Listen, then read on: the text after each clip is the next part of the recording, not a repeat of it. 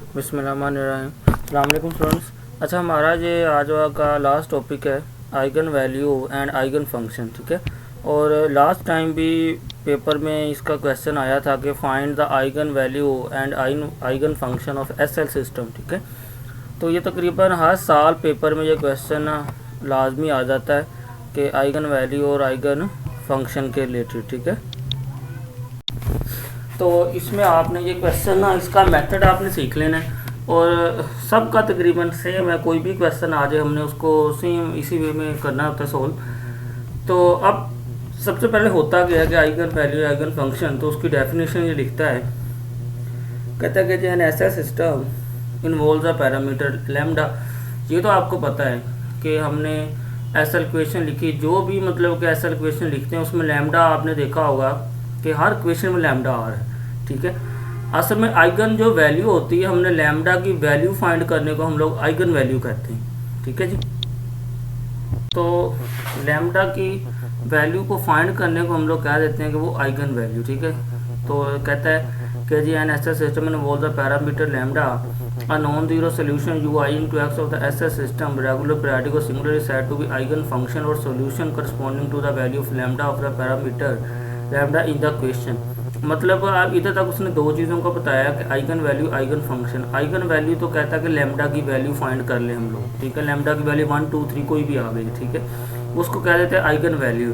अब eigen function क्या होता है कि जो हमने सोल्यूशन निकाला है यू आई इंटू एक्स की फॉर्म में ऐसा सिस्टम का, वो हमारे पास होता है, चाहे हम रेगुलर पीरियोडिक सिंगुलर किसी की फॉर्म में निकालें, वो हमारे पास होता है आइगन फंक्शन। ठीक है, करस्पॉन्डिंग टू वैल्यू लैम्डा की वैल्यू के corresponding.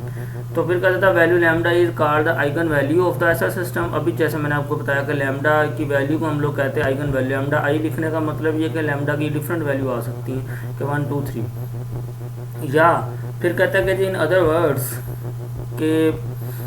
Other words those values of lambda for which the system possesses non trivial solutions are called eigen values. Characteristic value of the system and the corresponding non trivial solutions are called eigen functions. मतलब कि ऊपर वाली बात को उसने थोड़ा सा और इसको फर्दर सिंप्लीफाई किया है कि लैम्डा की वो वैल्यू जिनके लिए सिस्टम का जो सोल्यूशन वो नॉन ट्रिवियल आए हमारे पास, तो वो होती है आइगन वैल्यू। और जो हमारे पास नॉन ट्रिवियल सोल्यूशन होगा वो हमारे पास क्या हो जाएगा, आइगन फंक्शन हो जाएगा। ठीक है जी, अब इसकी एग्जांपल्स हम लोग स्टार्ट करते हैं। मैं आपको इसकी एग्जांपल्स डिस्कस करते हैं। तो इसमें ये जो नोट्स है मैंने आपको ये वाले दिए हुए, इसमें मैंने आपको उस दिन बताया था कि सारा कुछ नहीं करना, कि सिर्फ दो चीज़ें मैं करवा रहा हूँ उनको टिक करते हैं या वो करते हैं। ठीक है, अब ये रोन्स्कियन की है, थोड़ी सी डेफिनेशन ये पेपर में आ जाती है एमसीक्यूज के लिए कि रोन्स्कियन क्या होता है, कि इसमें साइलेंट होता है मेरे ख्याल में।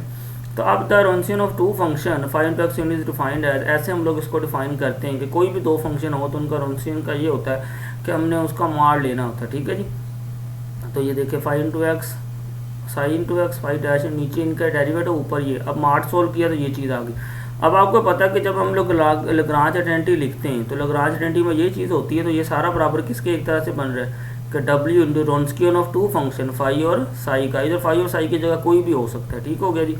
फिर एग्जाम्पल एक छोटी सी बनाइए, कहता है जी prove that the integral form of Lagrange identity can be written as. तो हम क्या करते हैं कि p into x is equal to this, तो मतलब कि ये वैल्यू होती है, इस सारे की वैल्यू हम, ये सारा असल में क्या बन गया, रोन्स्कियन बन गया। तो इस सारे की जगह हम उसने क्या लिख दिया, देखो कि डब्ल्यू इंटू दिस साथ दिया पे बाय डेफिनेशन ऑफ रोन्स्कियन। ये छोटी सी एक डेफिनेशन है, आप इसको देख लेना। ठीक है जी, तो अब हमारा काम सिर्फ एक ही रह गया कि जी आइगन वैल्यू और आइगन फंक्शंस। ठीक है, तो मैं इसके एग्जांपल्स आपको बताता हूँ कि इसमें ना मैंने एग्जांपल एक सर्च की थी।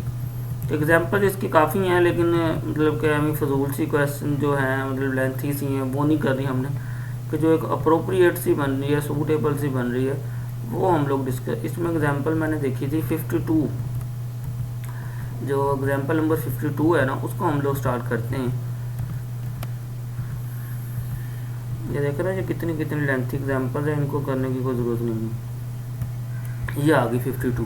ठीक है जी, अब ये मतलब कि ऐसी एग्जांपल्स ही पेपर में आती हैं। ये मैं आपको बता रहा हूँ कि पिछले साल भी ये पेपर में आया, उससे पिछले साल भी आया है। ठीक है, ये हाफ में आज करता हूँ क्योंकि ये एग्जांपल थोड़ी सी लेंथी है, तो हाफ हम लोग इसको कल कर लेंगे। ठीक है जी, अब इसमें कहता है कि जी find eigen value and eigen function of the S L problem. ठीक हो गया जी, ये उसने इक्वेशन दे दिए, ये उसने कंडीशन दे दी है, ये उसने लिमिट्स दे दी। ठीक है जी, फिर सोल्यूशन स्टार्ट करता है। कहता है कि जी as a sign of lambda is non negative. कहता है हमें पता है कि लैम्डा क्या होता है, नॉन नेगेटिव होता है। लैम्डा अगर नॉन नेगेटिव है तो इसका मतलब क्या होगा, नेगेटिव तो निकल गया, फिर दो चीज़ें कौन सी रहेगी, या लैम्डा फिर जीरो होगा या ग्रेटर देन जीरो होगा, दो ही बातें होगी ना। देखो फिर इधर से लिख दिया lambda greater than equal to zero, इसका मतलब इसके दो केस बन चुके। कौन कौन से, पहला केस ये बन गया जी लैम्डा जीरो, फिर दूसरा केस बन गया लैम्डा ग्रेटर देन जीरो।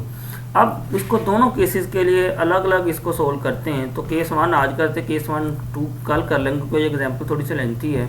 तो केस वन में हम लोग इसको सोल्व करते हैं कि जी केस वन क्या जी, lambda is equal to zero.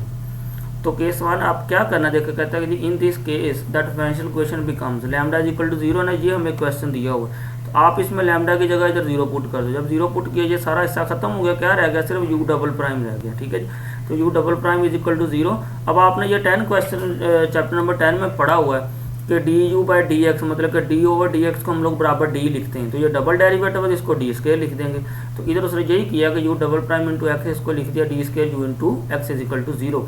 फिर सेम जैसे आपने 10.1 की थी, जैसे हम लोग सोल्यूशन निकालते जनरल सोल्यूशन, तो वही काम किया है कि डी स्केयर बराबर है जीरो के। तो इधर से डी की वैल्यू क्या बन जाएगी, डी की वैल्यू आ जाएगी जीरो और जीरो, क्योंकि ये यू बराबर नहीं होगा जीरो के, तो ये डी स्केयर बराबर हो जाएगा जीरो के, तो डी की वैल्यू आ गई जीरो जीरो। अब आपको पता कि जब फिर 10.1 के ऊपर आ जाओ, तो 10.1 में आपने पढ़ा था कि सोल्यूशन को हम लोग लिखते कैसे हैं। अब चूंकि ये सेम सोल्यूशन है, तो सेम सोल्यूशन को लिखने का तरीका होता है कि C1 प्लस C2x ई की पावर x ऐसे लिखते हैं, मतलब कि C1 plus C2x plus so on करके ब्रैकेट डाल के बाद हम लोग लिख देते हैं ई की पावर x।